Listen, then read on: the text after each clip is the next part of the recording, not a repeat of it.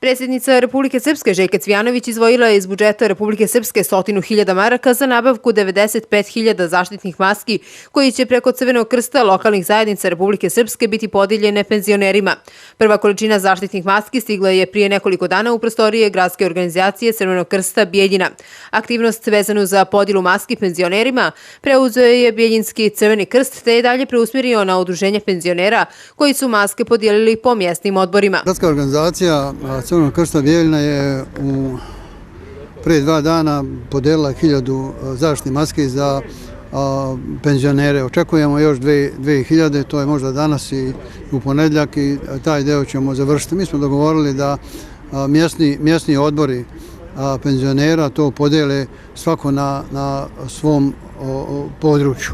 Crveni krst se u uslovima vanrednog stanja priprema i za vaskršnju akciju pomoći za 250 korisnika narodne kuhinje u gradu. Prema Gligićevim riječima, osim redovnog prazničnog paketa hrane korisnicima narodne kuhinje će u saradnji sa Sportskim ribolovnim društvom Riba biti podijeljeno i 800 vaskršnjih farbanih jaja i konzerve ribe.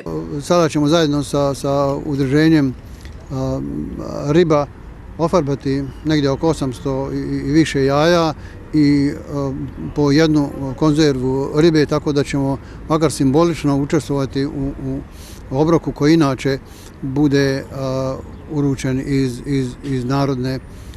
Iz udruženja penzionera poručili su da nema potrebe da u akciji dijeljenja maski učestvuju volonteri gradske organizacije Crvenog krsta, jer u udruženju ima dovoljan broj penzionera ispod 65 godina. Iz Crvenog krsta posjećaju da su volonteri Republičke uprave civilne zaštite Republike Srpske angažovani za dostavu hrane i lijekova licima starosti preko 60 godina dok traje opasnost od koronavirusa, a za pomoć možete se obratiti na broj telefona 055 207 386.